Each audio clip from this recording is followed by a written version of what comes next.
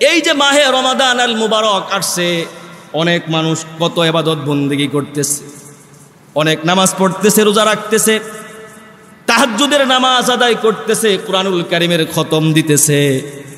এত কিছু করার পরেও আল্লাহর হাবিব বলছেন, যত ইবাদত করুক না কেন, কিছু মানুষ আছে যারা কখনো আমি রাসূলুল্লাহর উম্মত হবে না। নাউজুবিল্লাহ পড়েন।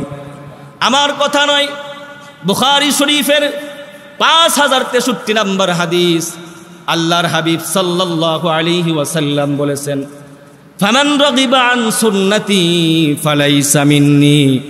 যে ব্যক্তি আমি নবীজির সুন্নাতের প্রতি বিরাগ পোষণ করে, সে যত বড়ই আমলদার হোক না কেন, যত বড় দাড়ি তার হোক না কেন, যত বড় লম্বা জুব্বা সে লাগাক না কেন, রসুলের সুন্নাতের প্রতি কারো যদি অনীহা প্রকাশ থাকে, সে কখনো আমি নবীজির উম্মত হতে পারবে না।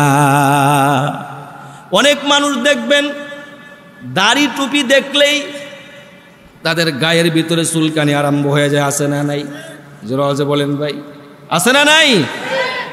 জঙ্গি বলে তুকমা লাগায়, গেউ ভূত বলে। অনেক মেয়েরা আছে দাড়িওয়ালা ছেলেদের কাছে বিয়েও বসতে চায়। বন্ধুগণ আমার, আল্লাহর হাবিব সাল্লাল্লাহু আলাইহি ওয়াসাল্লাম বলেছেন, এরা কখনো আমি নবীজির উম্মত হতে পারে না। এই জন্য যুবক ভাইয়েরা, দাড়ির কারণেই কোনো পুরুষ যদি, কোনো মহিলা যদি আপনাকে অ্যাভয়েড করে, আপনি মনে করলেন দাড়িটা হচ্ছে আপনার জন্য রহমত। এই দাড়ির কারণে এই সমস্ত জালেমা মেয়ে থেকে আল্লাহ পাক আপনাকে হেফাজত করেছেন, ঠিক কিনা? ইসলামের পথে চললে, রাসূলুল্লাহর সব সুন্নত যদি আপনি মানেন, তাহলে প্রিয় ভাইরা আমার, আপনার প্রতি মানুষ টিকা টিপ্পনি কাটবে, নানান কথা বলবে। সূরাতুল মায়েদার 54 নম্বর আয়াত আল্লাহ পাক বলছেন, ইউজাহিদুনা ফি সাবিলিল্লাহি ওয়ালা ইয়াখাফুনা লাউমাতা লাইম। আল্লাহ রাব্বুল আলামিন বলেন, যারা আমি আল্লাহ রাব্বুল আলামিনের পথে চলবার যারা চেষ্টা করে, ইসলামকে মানার জন্য যারা চেষ্টা করে, কোনো তিরস্কারকারীর তিরস্কারকে কখনো তারা পরোয়া করে না, কি আর করে না, ঠিক কিনা? জোরে আওয়াজে বলেন। মানুষ যে যাই বলুক, টিকা টিপ্পনি কাটুক, সে সুন্নতের উপর চলতেছে তো চলবে, ঠিক কিনা বলেন? আমার বন্ধুগণ, দাড়ি রাখছি তো আমরা রাখবো, ঠিক কিনা বলেন? টুপি মাথায় পড়ছি তো সব সময় আমরা পরবো, রাজি আছেন তো ইনশাআল্লাহ? আমাদের মা বোনদের গায়ে পর্দা আমরা তুলে দিয়েছি, পর্দা আমরা করাবো, রাজি আছেন তো ইনশাআল্লাহ ভাইরা আমার? এই জন্য সুন্নাতের প্রতি বিরাগ পোষণ করা যাবে। আমার বন্ধুগণ, এই জন্য আমি বলি, যুবক ভাইরা আমার, চুলগুলো স্পাইক করে, গলায় লোহার লকেট পরলে স্মার্ট হওয়া যায় না। বাইকের পিছনে সাদা গার্লফ্রেন্ড নিয়ে ঘুরে বেড়ালেই কিন্তু স্মার্ট হওয়া যায় না। বুকের ওড়না গলায় পেঁচিয়ে ঘুরলে স্মার্ট হওয়া যায় না। মা, স্মার্ট হতে হলে আল্লাহ রসুলের সুন্নাত ভিত্তিক জীবনকে পরিচালনা করতে হয়। উম্মতের ফ্যাশনই হচ্ছে নবী মুহাম্মদুর রাসূলুল্লাহ সাল্লাল্লাহু আলাইহি ওয়াসাল্লামের ফ্যাশন, নবীজির আদর্শ, নবীজির স্টাইল, ঠিক কিনা বলেন ভাইরা? মনে রাখতে হবে, ইহুদি নাসারা, বেদিন বেঈমান, ওদের কৃষ্টি কালচার, সভ্যতা, সংস্কৃতির মতো কিন্তু আমাদের চলা যাবে। কারণ মুসলমান, আমাদের একজন পিতা আছে, নাম তার হযরত আদম আলাইহিস সালাতু ওয়াস সালাম। আমাদের একজন জাতির পিতা আছে, নাম কি? জোরাও যে বলেন, নাম কি? আমাদের একটি কিতাব আছে, নাম তার কি ভাই? কুরআনুল কারীম। আমাদের একজন নবী আছে, কি নাম তার? আমাদের একটা আদর্শ আছে, তার নাম হচ্ছে উসওয়ায়ে হাসানা, উত্তম আদর্শ। সেই উত্তম আদর্শ অনুযায়ী আমাদের জীবনটাকে পরিচালনা করার দরকার আছে না নাই?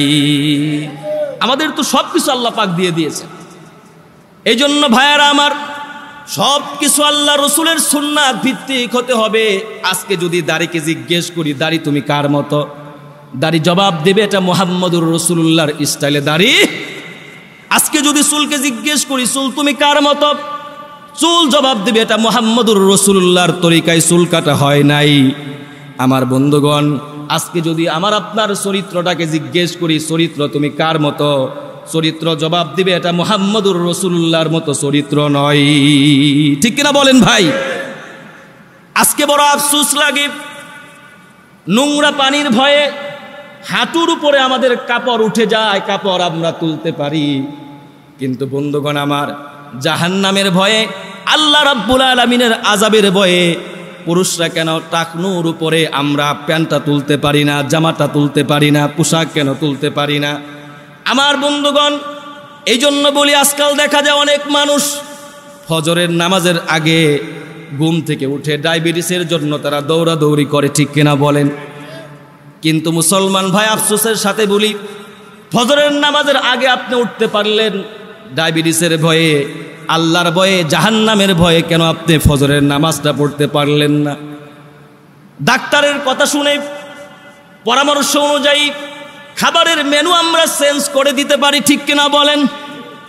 কিন্তু আল্লাহর কথা অনুযায়ী, রাসূল করিম সাল্লাল্লাহু আলাইহি সাল্লামের কথা অনুযায়ী কেন মুসলমান আমরা আজকে হারাম ছাড়তে পারি না?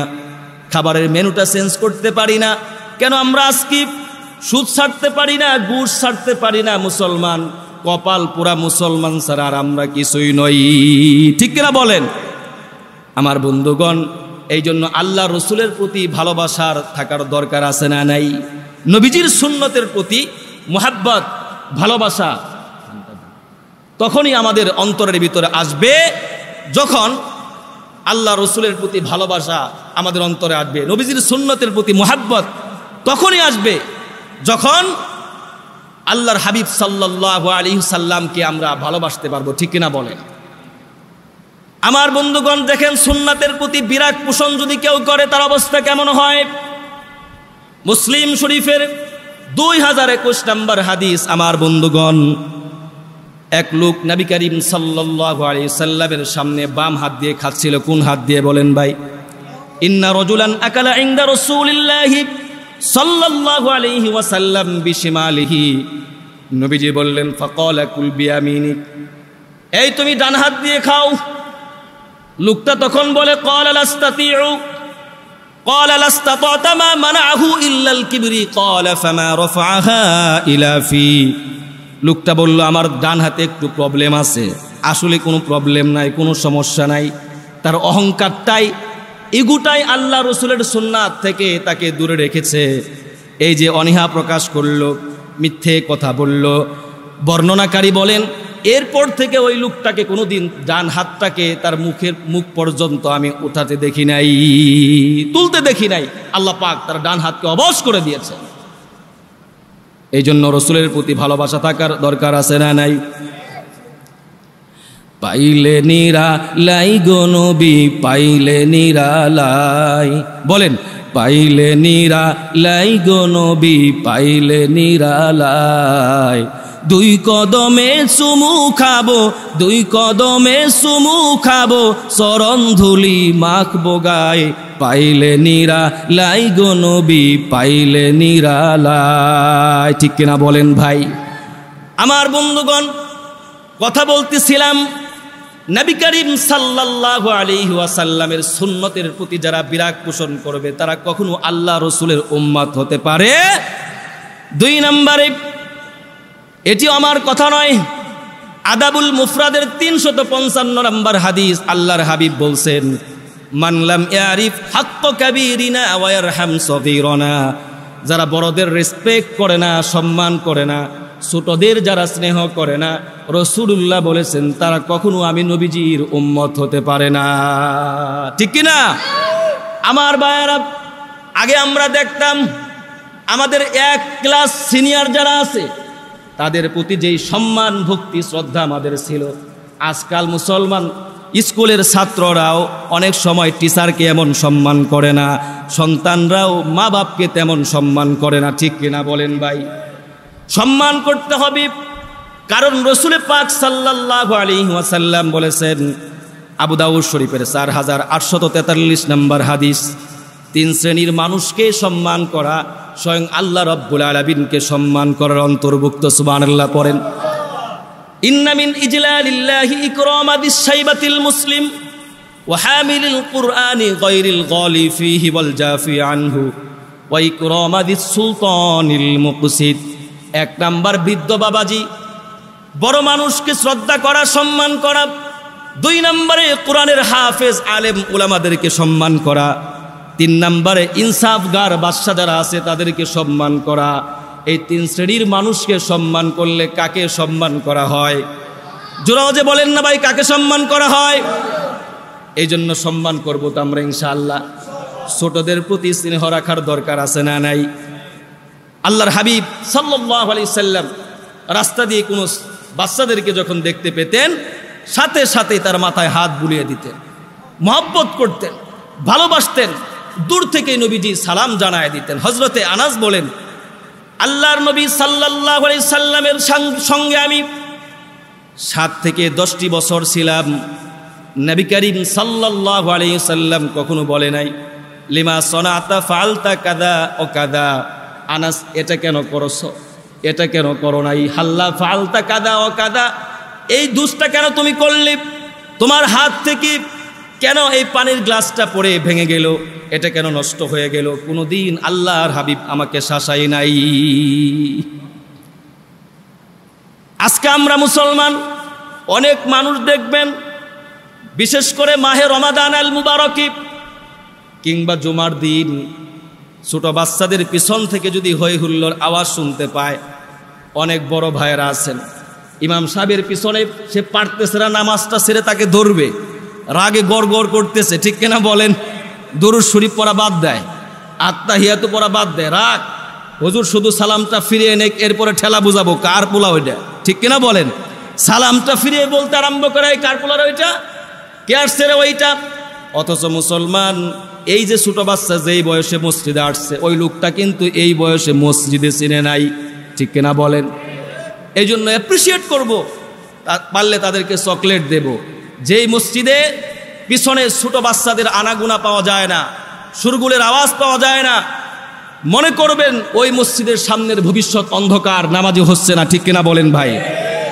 অনেক মানুষ, অনেক শিক্ষকরা আছেন, কোনো ছাত্র যদি তাকে সালাম না করে অনেক সময় বলতে থাকে এটা বেয়াদব, আমার কাছে পড়ছে স্কুলে কিন্তু আমাকে সালাম দেয় না। কিন্তু আল্লাহ রসুলের আদর্শ এটি ছিল না। হযরত আনাস বলেন, মাররতু আলা সিবিয়ান ফামারতু আলা নবী সাল্লাল্লাহু আলাইহি ওয়াসাল্লাম ফামাররু আলা সিবিয়ান। হযরত আনাস বলেন, নবী করিম সাল্লাল্লাহু আলাইহি ওয়াসাল্লামের পাশ দিয়ে যখন কোনো ছোট্ট বাচ্চা হেঁটে যাইতো, আল্লাহর হাবিব প্রথমেই ছোট বাচ্চাকে সালাম জানায় দিতেন। কেউ যদি আপনাকে সালাম না করে আগে আপনি সালাম দেন, 1 দিন 2 দিন 3 দিন দিলে পরে সে লজ্জা পেয়ে আপনাকে আগে সালাম দিয়ে দিবে, ঠিক কিনা বলেন? বইস্তুলি উতাম্মিমা মাকারিমাল আখলাক, আল্লাহ রসুলের চেয়ে বেশি সবচেয়ে উত্তম বড় কোনো শিক্ষক পৃথিবীতে আছে কি বলেন? সেই রসুল যদি তার ছাত্রকে সালাম দিতে পারে, উম্মতকে ছোট বাচ্চাকে সালাম দিতে পারে, আমরা কোন ক্ষেতের গাজর আর মূলা? এই জন্য বেয়াদব বলবো না। অনেক মুরব্বীরাও এমন আছেন, তাদেরকে কিছুই বলা যায় না, সত্য কথা বললেই বেয়াদব হয়ে যায় না। বললে বলে তুমি কি চিনো আমাকে, তোমার বাবার বয়স কত, আমার বয়স কত জানেন, সব কিন্তু উল্টাপাল্টা করতেছে, কিন্তু আপনি বলতেও পারবেন না। মানে উনি বুড়া হয়েছে বিদায় ওনার জন্য সব কিছু হালাল হয়ে গেছে। এ অহংকার আছে না নাই? চাপার অহংকার, টাকার অহংকার, গায়ের জোরের অহংকার আমাদের সমাজের ভিতরে আছে না নাই? আমার বন্ধুগণ, আমার ভাইয়েরা, এই জন্য আসুন, আল্লাহর হাবিব সাল্লাল্লাহু আলাইহি সাল্লাম আরো বলেছেন, কিতাবের নাম মাকারিমুল আখলাক, 147 নম্বর হাদিস।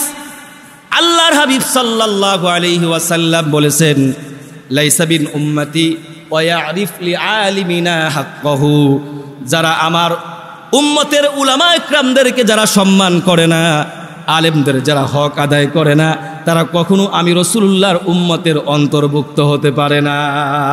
সুবহানাল্লাহ। আমার ভাইয়েরা, কেন আলেমদেরকে সম্মান করব আমরা? কারণ হাদিস শরীফে আসছে, ওয়া ইন্নাল উলামা ইহফাযুনাকুম মিনান নারি জাহান্নাম, উলামা ইকরাম তার দলবলদেরকে, মুসল্লিদেরকে সব সময় জাহান্নামের আগুন থেকে বাঁচানোর চেষ্টা করে, ঠিক কিনা বলেন? আল্লামা ইমাম ইবনুল কাইয়্যিম রাহিমাহুল্লাহ বলেছেন, উম্মতের উলামা ইকরাম যদি না থাকতো, সাধারণ মানুষদের কুকুর এবং বিড়ালের মতো মরতে হতো, জানাজাবিহীন হয়ে মরা লাগতো, ঠিক কিনা বলেন? আমার ভাইরা, অনেক মানুষ তারা বলে যে আল্লাহ রসুলের আদর্শের মতো একজন ইমাম পাইলাম না, একজন হুজুর পাইলাম না, কত হুজুর দেখলাম, কিন্তু মুসলমান কোথাও মিস্টেক হয়ে যাচ্ছে। হাদিস শরীফে আসছে যেই যুগের মুসল্লি যেমন হবে সেই যুগের ইমামটাও ঠিক তেমন হবে, ঠিক কিনা বলেন? মুসল্লিদের সে একটু ভালো তাদের ইমাম হবে, যেহেতু সে নেতা হবে। প্রিয় ভাইয়েরা আমার, তার মানেই বোঝা যায় ইমামের সাহেবের চরিত্র দেখলেই বোঝা যায় যে আমাদের চরিত্র কয় নাম্বার, 4 নাম্বার না 5 নাম্বার, ঠিক কিনা বলেন? ইমাম সাহেবের দিকে আঙ্গুল তাক করলে দেখবেন আপনার 3টা আঙ্গুল নিজের দিকে আসতেছে, ঠিক কিনা বলেন? আসে না ভাই? যে একজনের দিকে আপনি আঙ্গুল তুললেন, 3টা আঙ্গুল কিন্তু আপনার দিকে আসতেছে। আগে মনে রাখবেন মুসলমান, হযরত উমরের মতো শাসক পেতে হলে হযরত আবু হুরায়রার মতো আপনাকে প্রজা হতে হবে, ঠিক কিনা বলেন? হযরত আবু বকর সিদ্দিকের মতো ইমাম পেতে হলে প্রিয় ভাইরা আমার হযরত আবু হুরায়রা রাদিয়াল্লাহু তাআলা আনহুর মতো মুসল্লি আপনাকে হতে হবে, ঠিক কিনা বলেন ভাইরা আমার বন্ধুগণ? এই জন্য রাসূল করিম সাল্লাল্লাহু আলাইহি সাল্লাম আরো বলেছেন তারাও আমি নবীজির উম্মত নয়।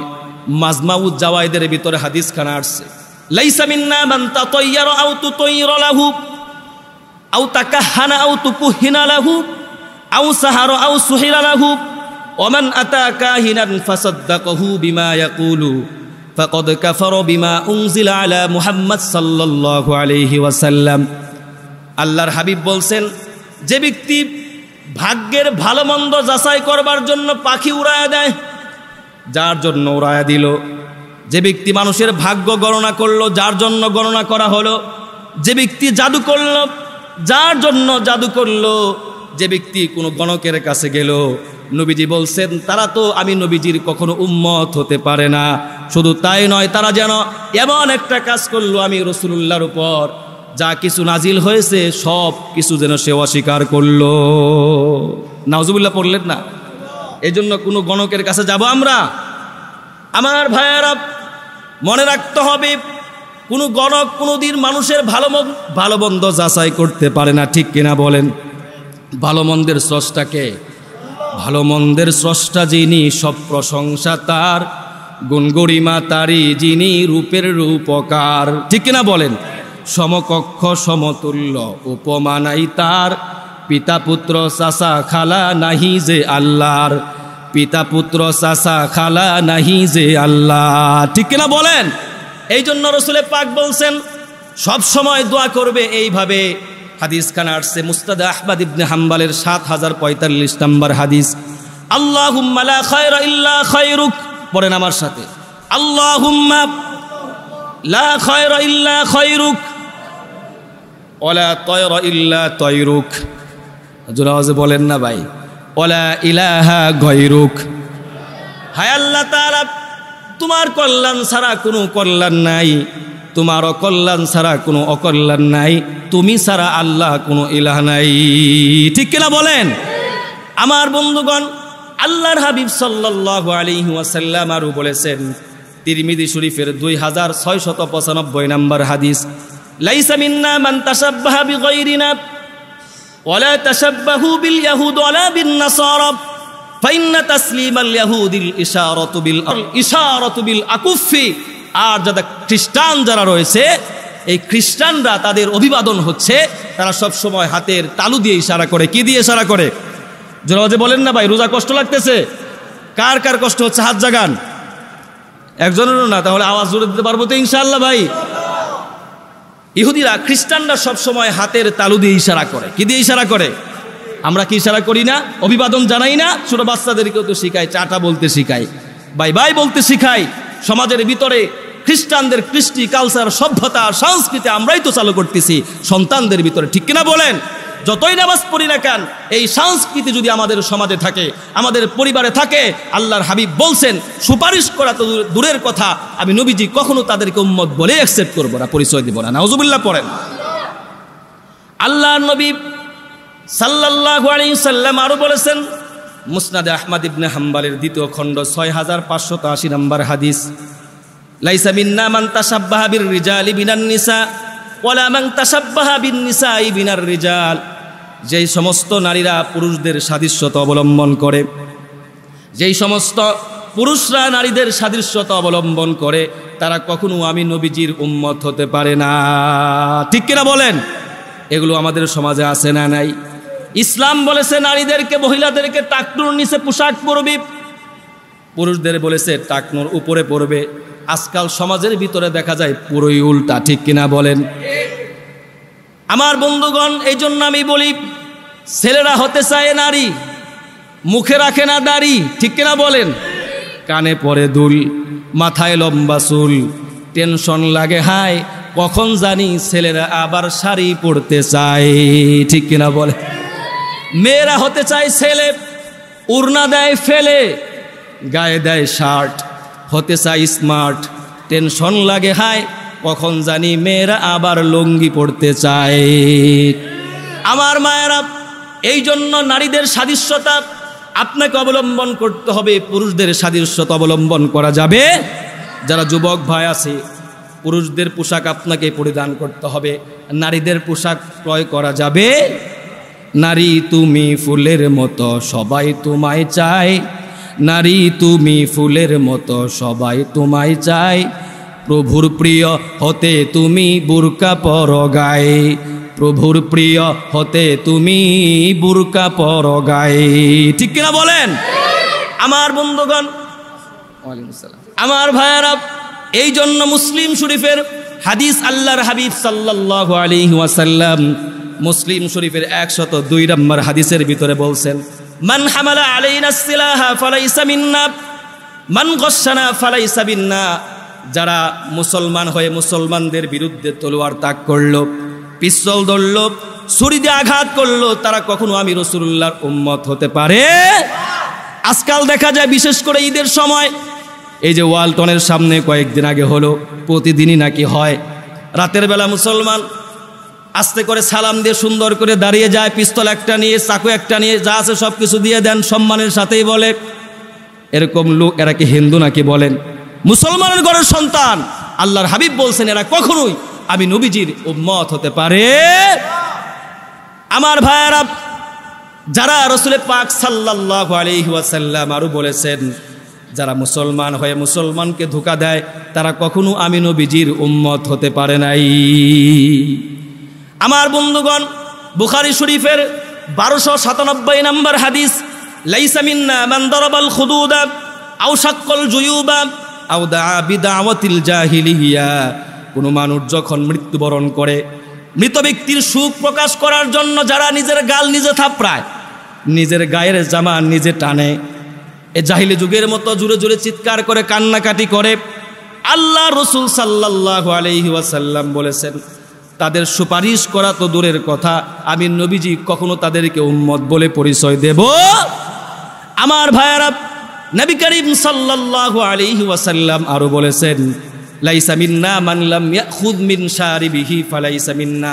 যারা গুফ কাটে না, মুস কাটে না, তারাও আমি নবীজির উম্মত, তারাও আমি নবীজির উম্মত নয়। আল্লাহর হাবিব সাল্লাল্লাহু আলাইহি ওয়াসাল্লাম আরো বলেছেন, আবু দাউদ শরীফের 2175 নম্বর হাদিস, মান খাব্বাবা ইমরাতান আলা যাওজিহা আও আবদান আলা সাইয়্যিদিহি। নবী করিম সাল্লাল্লাহু আলাইহি ওয়াসাল্লাম বলেছেন, যে ব্যক্তি কোনো স্ত্রীকে স্বামীর বিরুদ্ধে এবং কোনো শ্রমিককে তার মালিকের বিরুদ্ধে লেলিয়ে দেয়, তারাও আমি নবীজির উম্মত হবে না, তারাও আমি নবীজির উম্মত নয়। অনেক মানুষ দেখবেন, অনেক বন্ধুরা, বান্ধবীরা তার বান্ধবীকে বলে, তোর জালেম স্বামীটা এতটা জালেম, আমি থাকলে এই স্বামীর ভাত কোনোদিন খাইতাম না। উস্কায়া দেয়, আছে না নাই? জোরে আওয়াজে বলেন না কেন? উস্কায়া দিতেছে। আরে অনেক বাবাও এমন আছে, স্বামী যদি একটু শাসন করে, বাবা অনেক সময় বলে, তুই তাড়াতাড়ি চলে আস, তোরা আরেক জায়গায় বিয়া দিমু, এই জামাইয়ের কাছে তোর থাকতে হবে না। এরকম বাবা আছে না নাই? স্বামীর বিরুদ্ধে লেলিয়ে দেয়, এরা রাসূলুল্লাহর উম্মত নয়। এবং অনেক মানুষ আছে দেখবেন, শ্রমিকেরা মিলে নেতার বিরুদ্ধে, মালিকের বিরুদ্ধে লেলিয়ে দেয়, বেতন কেন বাড়ায় না, আছে না নাই? অনেক সময় ভালো খারাপ কিছু আছে, মনে সবাই তো আর খারাপ নয়, কিন্তু কিছু মানুষ আছেই এই উস্কানির তালেই থাকে, আছে না নাই? কারা কারা আছেন হাত তুলেন ভাই? একজন মাত্র? আরো আছে? আরো নাই? ভাই বুঝে না, এই জন্য হাত তুলছে, ঠিক কিনা বলেন? আমার ভাইয়েরা, এই জন্য কখনো এই ধরনের কাজ আমরা করব না। রাজি আছেন তো ইনশাআল্লাহ? রাসূল করিম সাল্লাল্লাহু আলাইহি সাল্লাম আরো বলেছেন, ওমান তাহাবা নুহবাতান মাশহুরাতান ফালাইসা মিন্না। আবু দাউদ শরীফ 4391 নম্বর হাদিস, 4391 নম্বর হাদিস। যারা ছিনতাই করে, ছিনতাইকারী আছে না নাই? আরে আমার চোখের সামনে আমি অনেক দেখেছি, আমার সামনের সিটে বসেছে, মহিলার কানের দুল টান দিয়ে নিয়ে গেছে। কিছুক্ষণ কান্নাকাটি করার পর মহিলা হাসতেছে। জিজ্ঞেস করা হলো, ইন্না লিল্লাহি ওয়া ইন্না ইলাইহি রাজিউন। 3টা ট্রান্সমিটার শুরু হয়ে গেছে। আল্লাহ হেফাজত করেন। মাহে রমজানের বরকতে চোরদের চরিত্র আল্লাহ পাক ভালো করে দেন। পড়েন আমিন। রোজা তো ওরা রাখে না, রোজা রাখলে তো চরিত্র ঠিকই ভালো হইতো, ঠিক কিনা বলেন? তো আমার সামনে আমি এক যাত্রীকে দেখলাম, তার কান ছিঁড়ে কানের দুল নিয়ে গেছে। কিছু কান্নাকাটি, খুব জোরে জোরে কান্নাকাটি করতেছে। কিছুক্ষণ পরে সে বলতেছে, মানে সে হাসতেছে। লোকজন জিজ্ঞেস করে, আরে বোন আপনি এখন কেন হাসতেছেন? তখন ওই মেয়েটা বলতেছে, এটা কি জানে বলে, স্বর্ণের বিকল্প সিটি, এটা ছিল সিটি গোল্ডের। আবার আমি অনেক দেখেছি, আপনারা খুব অ্যালার্ট হয়ে চলবেন, যে শহরের ভিতরে আপনার বাড্ডার দিকে ছোটো ছোটো বাচ্চাদেরকে ওরা কাঁধে তুলে দেয়।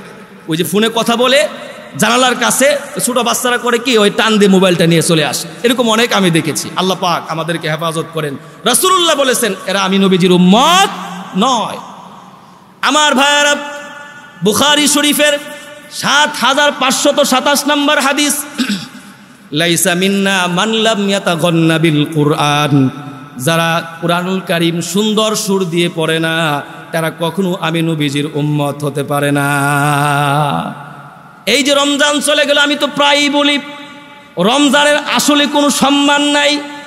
রমজানের সম্মান আসছে মুসলমান কোরআনের কারণে, ঠিক কিনা বলেন? এই যে রমজানের ভিতরে আল্লাহ পাক শবে কদর দান করেছেন, এই শবে কদরের কেন এত দাম মুসলমান? শুধুমাত্র এই কুরআনুল কারীমের কারণে। কারণ এই রাত্রে আল্লাহ রাব্বুল আলামিন কোরআন নাজিল করেছেন। আমার ভাইয়েরা, এই জন্য কোরআন সুন্দর করে পড়ব তো ইনশাআল্লাহ। কিভাবে কোরআন সুন্দর করে পড়ব আমরা? একবার নবী করিম সাল্লাল্লাহু আলাইহি ওয়াসাল্লাম রাতের বেলা হযরত আবু বকরের বাড়ির পাশ দিয়ে যাচ্ছেন এবং হযরত উমর রাদিয়াল্লাহু তাআলা আনহুর বাড়ির পাশ দিয়ে যাচ্ছেন। এখন আপনারা দেখবেন সেই দুইটা বাড়ি কাছাকাছি আছে মক্কার ভিতরে, ঠিক কিনা বলেন? হযরত আবু বকর আর উমরের বাড়ি। আল্লাহর হাবিব রাতের বেলা হাঁটতেছেন, উনি লক্ষ্য করলেন হযরতে আবু বকর সিদ্দিক রাদিয়াল্লাহু তাআলা আনহু খুব নিম্ন স্বরে কোরআনুল কারীমের তেলাওয়াত করতেছে এবং হযরতে ওমর ফারুক রাদিয়াল্লাহু তাআলা আনহু খুব জোরে জোরে কোরআন তেলাওয়াত করতেছে। সকালবেলা আল্লাহর হাবিব দুজনকে ডাকালেন। আল্লাহর হাবিব বললেন, দুজনের বাড়ির পাশ দিয়ে আমি গত রাত্রে হেঁটেছি। আচ্ছা আবু বকর, কেন তুমি এত নিম্ন আওয়াজে কোরআনুল কারীমের তেলাওয়াত করতেছিলে রাতের বেলা? কারণটা কি? What is the reason? হযরত আবু বকর সিদ্দিক রাদিয়াল্লাহু তাআলা আনহু বলে, ওগো আল্লাহর নবী, যাকে আমি কোরআন শোনাতে চাই তিনি আস্তে পড়লেও শুনে, জোরে পড়লেও। এই জন্য আমার আল্লাহ তো বয়রা নয়, আমি আস্তে আস্তে পড়ছি, এই জন্য ধীরে ধীরে পড়ছি। আল্লাহর হাবিব সাল্লাল্লাহু আলাইহি ওয়াসাল্লাম বললেন, এ উমর, তুমি কেন উচ্চ আওয়াজে কোরআনুল কারীম পাঠ করেছ? হযরত উমর ফারুক আল্লাহর নবীর সাহাবী বলে উঠলেন, ওগো আল্লাহর নবী, আমি মানুষকে জাগাই আর শয়তানকে ভাগাই। উকিদুল আসনান তুরুদুশ শাইতান, আমি আমার কণ্ঠের আওয়াজে যাতে করে আরো মানুষ ঘুম থেকে জাগ্রত হয়ে তাহাজ্জুদের জন্য দাঁড়িয়ে যায়, কোরআন তেলাওয়াত করার জন্য ঘুম থেকে উঠে যায় এবং আমি শয়তানকে ভাগাই। এই কারণে রাতের বেলা আমি এত উঁচু আওয়াজে কোরআন পড়ি। সুবহানাল্লাহ বললেন না? আল্লাহর হাবিব উভয়জনকে খুব সুন্দর ফর্মুলা দিলেন। নবীজি বললেন, আবু বকর ইরফা কলিলান, আরেকটু উঁচু আওয়াজে পড়বে, সুবহানাল্লাহ বলেন। আর হযরত উমরকে বললেন, ইখফিদ কলিলান, উমর আরেকটু নিম্ন স্বরে পড়বে, নিম্ন আওয়াজে তুমি পড়বে। এই জন্য মুসলমান ভাই, ব্যালেন্স রক্ষা করে কোরআনুল কারীম তেলাওয়াত করা, এটা হচ্ছে মুসলমান ওয়ান কাইন্ড অফ ভদ্রতা, ঠিক কিনা বলেন ভাইয়েরা আমার? সুন্দর সুরে কোরআনুল কারীম তেলাওয়াত করা। আমার ভাইয়েরা, আল্লাহর হাবিব সাল্লাল্লাহু আলাইহি ওয়াসাল্লাম আরো বলেছেন, লাইসা মিন্না মান দাআ ইলা আসাবিয়াতিন। আবু দাউদ শরীফের 5121 নম্বর হাদিস। যারা মানুষকে আসাবিয়াতের দিকে ডাকে, নিজের সে জানে যে আমার দল এটা জুলুমে ভরা, এরপরও যদি কোনো মানুষ রাজনীতিক রেশে পড়ে মানুষকে হত্যা করে, নিজের দলের প্রতি মানুষকে ডাকে, এই অবস্থায় সে যদি মৃত্যুবরণ করে, এর জন্য যদি সে যদি যুদ্ধ করে, রাসূল করিম সাল্লাল্লাহু আলাইহি সাল্লাম বলেছেন যাদের ভিতরে সাম্প্রদায়িকতা আছে, গোত্রবাদ আছে, জাতীয়তাবাদ আছে, তারা কখনো আমি নবীজি সাল্লাল্লাহু আলাইহি সাল্লামের উম্মত হতে পারবে। ভাইরা আমার, আপনারা তো এই ঘটনাটা অনেকেই শুনেছেন। এই ঘটনাটি ঘটেছে যে তারা কখনো স্বজনপ্রীতি তিনাদের ভিতরে ছিল না। হযরত আলী কাররামাল্লাহু ওয়াজহা রাদিয়াল্লাহু তাআলা আনহু একবার তিনার একটি বর্ম চুরি হলো। কি চুরি হলো? যুদ্ধের একটি বর্ম চুরি হলো। হযরত আলী রাদিয়াল্লাহু তাআলা আনহু এক ইহুদির কাছে তিনার বর্মটি লক্ষ্য করলেন, দেখতে পেলেন। হযরত আলী বললেন, ইহুদি, এই বর্মটা কিন্তু আমার, এইটা গায়ে পরি, এই লোহার বর্ম পরে আমি আল্লাহ রসুলের সঙ্গে কাফের মুশরিকদের বিরুদ্ধে জিহাদে অবতীর্ণ হয়েছি, সুতরাং এই বর্মটা তুমি আমাকে দিয়ে দাও, কারণ কিয়ামতের ময়দানে মুসিবতের দিন আল্লাহ রাব্বুল আলামিনকে আমি এটা প্রমাণ হিসাবে দেব, রাব্বুল আলামিন তোমার নবীজি সাক্ষী, এই লোহার বর্ম পরে আমি রাসূলুল্লাহর পক্ষে বাতিলদের বিরুদ্ধে যুদ্ধে অবতীর্ণ হয়েছিলাম। ইহুদি বলে, না না, এটা আমার বর্ম, এটা দেওয়া যাবে না। ইহুদি অস্বীকার করল। হযরত আলী কাররামাল্লাহু ওয়াজহা তিনি কনফিডেন্সের সাথে বলতে পারেন এটা হচ্ছে তার বর্ম। হযরত আলী রাদিয়াল্লাহু তাআলা আনহু তখন সঙ্গে সঙ্গে তিনার নিজের নিযুক্তকৃত বিচারকের কাছে চলে গেলেন, কাজী সুরাইয়ের কাছে। কাজী সুরাই ছিল তিনার বিচারক, নিজে যাকে নিয়োগ দিয়েছেন। কাজী সুরাইয়ের কাছে যখন বিচার দিলেন, বললেন যে এই বর্মটি হচ্ছে আমার, কিন্তু ইহুদি দাবি করে তার। কাজী সুরাই বলল, এটা যে আপনার আলী, আপনার কি কোনো ডকুমেন্টস আছে নাকি, কোনো এভিডেন্স আছে নাকি? বলে, না না, আমার তো কোনো ডকুমেন্টস নাই, আমার তো কোনো দলিল নাই। কাজী সুরাই তখন বলল, যেহেতু আপনার কাছে কোনো দলিল নাই, জিনিসটা ইহুদির কাছে, সুতরাং ইসলাম বলে, শরীয়ত বলে বর্মটা হচ্ছে ইহুদির। কাজী সুরাই মুসলমান, নিজের খলিফাতুল মুসলিমিনের বিরুদ্ধে ফতোয়া দিয়ে দিলেন, এক ইহুদির পক্ষে রায় দিয়ে দেওয়া হলো। হযরত আলী কোনো কথা বললেন না। ক্ষমতার জোর দেখাতে পারতেন কি পারতেন না? আজকাল মুসলমান নেতা যদি হতো, বলতো এই জিনিসটা কিন্তু আমার, নিচের তবকার যারা আছে, লিডার আপনি চলে যান, কোনো সমস্যা না, ব্যাপারটা আমি দেখতেছি, ঠিক কিনা বলেন?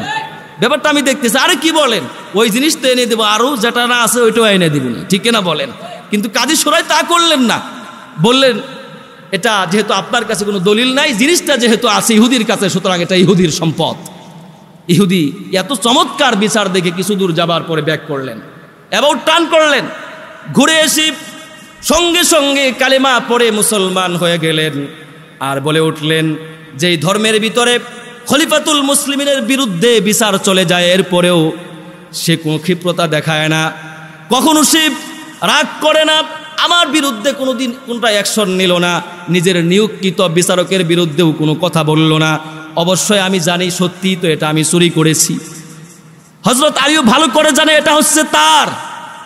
সুতরাং যেই ধর্মের ভিতরে এত সুন্দর বিচার আছে, সেই ধর্ম কখনো মিথ্যা হতে পারে না। আশহাদু আল্লা ইলাহা ইল্লাল্লাহু ওয়া আশহাদু আন্না মুহাম্মাদান আবদুহু ওয়া রাসূলুহু। এখানে তিনি নিজের দিকে স্বজনপ্রীতি তিনি দেখায় নাই, এজন্য সে কালিমা পড়ে মুসলমান হয়ে গেল। প্রিয় ভাইয়ারা আমার, তিরমিজি শরীফের 2259 নম্বর হাদিস, আল্লাহর হাবিব সাল্লাল্লাহু আলাইহি ওয়াসাল্লাম আরও তিনি বলেছেন, ইন্নাহু সায়াকুনু বাদি উমারাউ ফাসাদ্দাকাহুম বিকাযিবিহিম ওয়া আনাহুম আলা যুলমিহিম।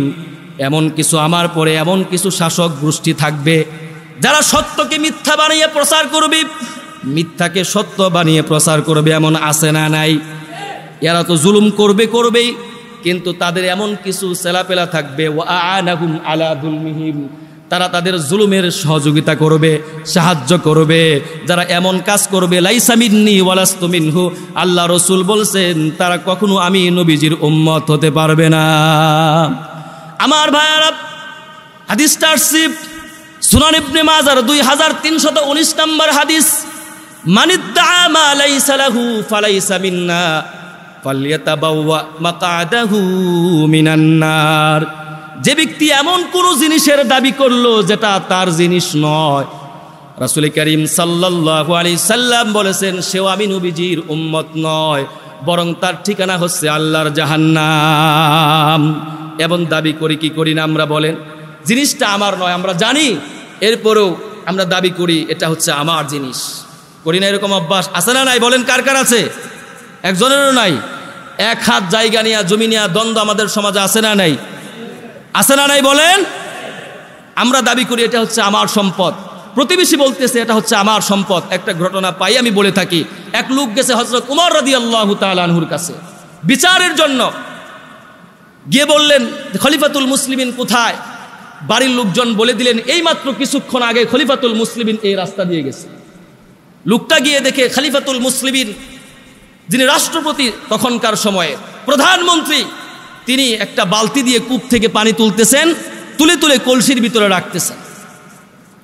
যেইমাত্র কলসটা ভর্তি হয়ে গেছে, হযরতে ওমর ফারুক রাদিয়াল্লাহু তাআলা আনহু কলসিটা কাঁধের উপর নিছে। কোথায় নিছে? পিছন ফিরে তাকায় দেখে একজন লোক দাঁড়িয়ে আছে। খলিফাতুল মুসলিমিন হযরত উমর রাদিয়াল্লাহু তাআলা আনহু বললেন, ভাই তুমি কেন আসছো বলো? লোকটা মনে মনে চিন্তা করে, খলিফাতুল মুসলিমিন তিনার কাঁধের উপর কলসি তুলে রাখছে, আমি যে বিষয়ে কথা বলতে আসছি কথাটা একটু লম্বা হয়ে যেতে পারে। এই জন্য উনি মন থেকে বললেন, খলিফাতুল মুসলিমিন আমার কিছু কথা ছিল, তবে একটা আপনাকে কথা আমি বলতে চাই। আপনার কাঁধের কলসিটা যদি জমিনের উপর আপনি নামাতেন তাহলে টেনশন ফ্রি হয়ে আপনার সঙ্গে আমি কথা বলতে পারতাম। এই কথা শুনবার পরই হযরত ওমর ফারুক রাদিয়াল্লাহু তাআলা আনহু বসে গেলেন। বসে কলসিটা মুসলমান হাঁটুর উপরে রাখলেন। কোথায় রাখলেন বলেন ভাই? জোর আওয়াজে বলেন না। মাটিতে কিন্তু নামাই। এবার তুমি বলো। লোকটা তখন বলে, এখনো মনে মনে চিন্তা, কথাটা তো একটু লং হয়ে যেতে পারে, সুতরাং লম্বা হয়ে যেতে পারে। খলিফাতুল মুসলিমিন হাঁটুর উপরে যদি ভরা কলসি রেখে আমার সঙ্গে আলাপচারিতায় লিপ্ত হয়ে যায়, তিনার তো কষ্ট হবে। এই জন্য এই ধারণা করে লোকটা আবার বলল, খলিফাতুল মুসলিমিন দয়া করে যদি কলসিটা আপনি মাটিতে রাখতেন তাহলে আপনার সঙ্গে চিন্তামুক্ত হয়ে আমি গল্প করতে পারতাম, মনের কথাগুলো খুলে বলতে পারতাম।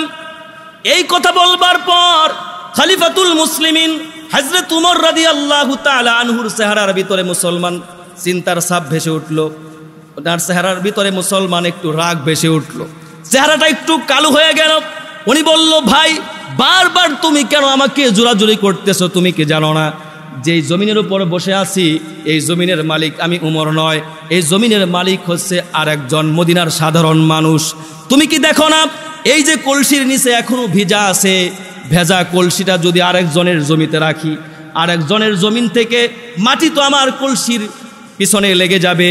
এই মাটিগুলো যদি আমার বাড়িতে চলে যায়, কিয়ামতের দিন আল্লাহ রাব্বুল আলামিন যদি বলে, হে উমর ক্ষমতার দাপট দেখিয়ে তুমি জোর করে জুলুম করে মানুষের জমিনের মাটি নিজের বাড়িতে তুমি কেন এনেছিলে? উমর তুমি জবাব দিয়ে যাও। আল্লাহু আকবার বলেন। কলসির নিচে সামান্য একটু মাটি লাগবে, এতটুকুনের ভয় খলিফাতুল মুসলিমিন হযরত উমরের অন্তরে কেমন পরিমাণ ছিল। এবার হযরত উমরের কথা শুনে লোকটা স্টুরাইজ হয়ে গেছে, অবাক হয়ে গেছে। হযরত উমর বলে, ভাই এবার তুমি বলো। লোকটা তখন বলল, আমার প্রশ্নের উত্তর আমি পেয়ে গেছি। হযরত উমর বললেন, কিছুই তো তুমি জিজ্ঞেস করলে না, প্রশ্নের উত্তর তুমি কি করে পেয়ে গেলে ভাই? লোকটা তখন বলল, খলিফাতুল মুসলিমিন আসল ঘটনা হলো আমার প্রতিবেশীর সঙ্গে 1-2 হাত জায়গা নিয়ে দ্বন্দ্ব ছিল। আমি দাবি করি আমার প্রতিবেশীর 1 হাত জায়গা হচ্ছে আমার, আর প্রতিবেশী দাবি করে আমার জায়গার ভিতরে তার 1-2 হাত জায়গা। এ নিয়ে আমাদের ভিতরে দ্বন্দ্ব চলতেছিল। আমার তামান্না ছিল আপনাকে নিয়ে বিচার করব। খলিফাতুল মুসলিমিন কিন্তু যেই শিক্ষা আপনি আমাকে দিলেন, যেই কথা আপনি শোনাইলেন, আর একজনের জমিতে 1-2 হাত জায়গা দাবি করার আছে, নিজের জমিন থেকে 2 হাত জায়গা দিয়ে দেওয়াই ভালো। আমার ভাইরা, এই ছিল তিনাদের চরিত্র। রাসূল করিম সাল্লাল্লাহু আলাইহি সাল্লাম বলেছেন, মুসলিম শরীফের 5018 নম্বর হাদিস, লানাল্লাহু মান গায়্যারা মানারাল আরদ, কোন মানুষ যদি ইচ্ছে করে আরেকজনের জমিনের 1 ইঞ্চি জায়গা জোর করে দখল করে সে নামাজ পড়তেছে, রোজা রাখতেছে, কুরআনুল কারীম তেলাওয়াত করতেছে, এরপরও সর্বক্ষণ সব সময় এনি টাইম আল্লাহ রাব্বুল আলামিন তার উপর অভিশাপ আর অভিসম্পাত বর্ষণ করতে থাকেন। জোরে বলেন নাউজুবিল্লাহ। আমার বন্ধুগণ, নবী করিম সাল্লাল্লাহু আলাইহি সাল্লাম আরো বলেছেন 3798 নম্বর হাদিস সহিহুল জামে। বন্ধুগণ আমার, সিনফানি মিন উম্মতি লান তানালাহুমা শাফাআতি ইমামুন যালুমুন ওয়া কুল্লু গালিন মারিকিন। দুই শ্রেণীর মানুষের জন্য আমি নবীজি কখনো সুপারিশ করব না। এক শ্রেণীর মানুষ হচ্ছে বিবেকহীন রাষ্ট্রনেতা। দুই নম্বরে প্রত্যেক সত্যত্যাগী অতিরঞ্জনকারী। তার সামনে যতই সত্যকে তুলে ধরা হয় সে কখনো বিশ্বাস করতে চায় না, আছে না নাই? সত্যটা কখনো সে গ্রহণ করতে চায় না, নিজের বুঝটাকেই সব সময় বড় মনে করে। এই চরিত্রের লোক আমাদের সমাজে কম না বেশি? জোরে আওয়াজে বলেন, কম না বেশি? এরপরে রাসূল করিম সাল্লাল্লাহু আলাইহি সাল্লাম আরো বলেছেন আল মুজামুল কবির 7659 নম্বর হাদিস, দারুল মিরাআ ফাইনাল মুমারিয়া লা আশফাউ লাহু ইয়াউমাল কিয়ামা। আল্লাহর হাবিব সাল্লাল্লাহু আলাইহি ওয়াসাল্লাম আরো বলেছেন, যারা ঝগড়া করবে, কি করবে? যারা ঝগড়া করে, বিবাদ করে, নবী করিম সাল্লাল্লাহু আলাইহি সাল্লাম বলেন তাদের জন্য আমি নবীজির কোনো সুপারিশ থাকবে না। রাসূলুল্লাহ বলেছেন, don't quarrel with each other, I will recommend for them in the day of judgement. তোমরা ঝগড়াকে পরিহার করো। ওয়ালা তাকুনু কাল্লাযিনা, আর কুরআনুল কারীমের আরেকটা আয়াতের ভিতর আল্লাহ রাব্বুল আলামিন বলছেন, ওয়ালা তানাজাউ ফাতাফশালু ওয়া তাযহাবা রিহুকুম ওয়াসবিরু। তোমরা ঝগড়াকে পরিহার করো, কেননা তোমরা যদি ঝগড়া করো তাহলে তোমরা উইক হয়ে পড়বে, দুর্বল হয়ে পড়বে, এবং তোমাদের ভিতরে যে বাতাস আছে, যে পাম্প আছে, এটি তোমাদের বেরিয়ে যাবে। কার কথা বলেন? আল্লাহ রাব্বুল আলামিন নিজে কুরআনুল কারীমের আয়াতের ভিতরে বলছেন। এই জন্য ঝগড়া যদি আমরা করি, আমরা হব সৈন্য ছাড়া, আমরা হব শক্তি ছাড়া, এবং শুধু তাই নয়, আমরা হব আল্লাহর হাবিব সাল্লাল্লাহু আলাইহি সাল্লামের সুপারিশ ছাড়া। আল্লাহ পাক রব্বুল আলামিন ঝগড়া মুক্ত সমাজ গড়ার তৌফিক আমাদেরকে দান করেন, পড়ুন আমিন। নবী করিম সাল্লাল্লাহু আলাইহি ওয়াসাল্লাম আরো বলেছেন, মান ইযরা ইলা আখিহিল মুসলিম ফালাম ইকবাল উযরাহু লাম ইয়ারিদ আলাইহিল হাউজ। নবী করিম সাল্লাল্লাহু আলাইহি সাল্লাম বলেছেন, কোন মানুষ যদি কারোর কাছে এসে তার অপরাধ স্বীকার করে যে ভাই আমার ভুল হয়ে গেছে, স্বীকার করবার পরেও যদি সে তাকে ক্ষমা না করে, মাফ যদি না করে, নবী করিম সাল্লাল্লাহু আলাইহি সাল্লাম বলেন সে কখনো আমি নবীজির হাউজে কাউসারের গোড়ায় আসতে পারবে না। এজন্য ক্ষমা করবো তো ইনশাআল্লাহ। আমরা তো এমন হিংসা পোষণ করে থাকি যে জীবনে কোনোদিন, মরার আগে ওরে কোনোদিন মাফ করুম না আমি। আমরা প্রতিদিন আল্লাহর কাছে ক্ষমা চাইতেছি। জুমার দিন 5 ওয়াক্ত নামাজে আমরা আমাদের জন্য ক্ষমা চাই, কত মানুষের জন্য ক্ষমা চাই, আর আমরা বলি যে ওরে কোনোদিন মাফ নাই। আল্লাহ বলে তোর সে বড় ভণ্ডার নাই, তুই একটা অপরাধ মাফ করতে পারস না, আর গোটা প্রজেক্ট নিয়ে আমার কাছে আসছস ক্ষমা করার জন্য, তোর জন্য কোনো মাফ নাই। ঠিক কিনা বলেন? আল্লাহর নবীর একজন সাহাবী ছিল, তার নাম ছিল আবু দায়গাম কিংবা আবু দামদাম। বড় চমৎকার হাদিস প্রিয় ভাইরা আমার। উনি প্রতিদিন সকালবেলা একটা কাজ করতেন। সেই কাজটি হচ্ছে শুধুমাত্র এর কারণেই আল্লাহ পাক তাকে অনেক বড় জাযা দান করছেন, অনেক বড় পুরস্কার দান করছেন। তিনি একটি দোয়া করতেন, আল্লাহুম্মা ইন্নী কদ তাসাদদাকতু বিইরদি আলা ইবাদিক। হায় আল্লাহ তাআলা, প্রতিদিন সকালবেলা বলতেন, রব্বুল আলামিন আমার ইজ্জত, আমার সম্মান, আমার সব কিছু তোমার বান্দাদের জন্য আল্লাহ আমি সব কিছু সদকা করে দিলাম। সুবহানাল্লাহ বললেন। এর মানে কি জানেন? এর মানে হচ্ছে মুহাদ্দিসিন একরাম ব্যাখ্যা করেছেন যে আল্লাহ আমার ইজ্জত মানে তোমার ইজ্জত। আয় আল্লাহ তুমি ইজ্জতের মালিক, তুমি সম্মানের মালিক রব্বুল আলামিন। এই জন্য আমি বলতেছি, সারাদিন যত মানুষ আমাকে অপমান করুক, যত আমাকে গালমন্দ করুক, উপহাস করুক, তুচ্ছ তাচ্ছিল্য করুক, আল্লাহ তোমার বান্দাদের জন্য সব কিছু আমি সদকা করে দিলাম, শুধুমাত্র তোমার দয়া আল্লাহ সব কিছু আমি মাফ করে দিলাম। সুবহানাল্লাহ। এই সাহাবীর এই আমলটা ছিল, এই মানসিকতা, এই মেন্টালিটি আমরা রাখবো তো ইনশাআল্লাহ ভাই। রাসূল পাক বলছেন, ইগফিরু ইগফার লাকুম, তুমি ক্ষমা করো তোমাকে ক্ষমা করা হবে। ইরহামু তুরহামু, তুমি মানুষের উপর দয়া করো তোমার উপর দয়া করা হবে। আর এক বর্ণনায় আসছে। এজন্য ভাই এখানে এই মানুষকে ক্ষমা করার অনেক হাদিস আপনাকে আমি শোনাতে পারবো, শুধুমাত্র এই বিষয়ের উপর আলোচনা করতে পারবো, শুধুমাত্র এই মেসেজটা দিতে চাই। হাদিসখানা থেকে আমরা যখন মসজিদে আসি হাত পা ধুয়ে আমাদের দেহটাকে প্রতিদিন আমরা গোসল করে পরিষ্কার পরিচ্ছন্ন করি, এই আমলটাও করা দরকার। রাতের বেলা যখন আমরা বিছানায় ঘুমাতে যাব, অন্তর থেকে ঈর্ষা, হিংসা, ঘৃণা, বিদ্বেষের সব কিছু ধুয়ে মুছে তাওবার পানি দিয়ে সব কিছু ধুয়ে এরপর আমরা ঘুমাতে যাব। রাজি আছেন তো ইনশাআল্লাহ ভাই? আল্লাহ তৌফিক দান করেন। এরপরে সর্বশেষ যারা রাসূল করিম সাল্লাল্লাহু আলাইহি সাল্লামের উম্মতের অন্তর্ভুক্ত নয়, তারা হচ্ছে হাল্লাত শাফাআতি লি উম্মতি ইল্লা সাহিবা বিদআতিন। রাসূল করিম সাল্লাল্লাহু আলাইহি সাল্লাম বলছেন, যারা সমাজের ভিতরে বিদআত সৃষ্টি করবে, সমাজের ভিতরে বিদআতের প্রচার প্রসারণা করবে, তারা কখনো আমি নবীজির উম্মত হতে পারবে না, তাদের জন্য আমি নবীজির কোনো সুপারিশ থাকবে না। আমিন। ওয়া আখিরু দাওয়ানা আলহামদুলিল্লাহি রাব্বিল আলামিন।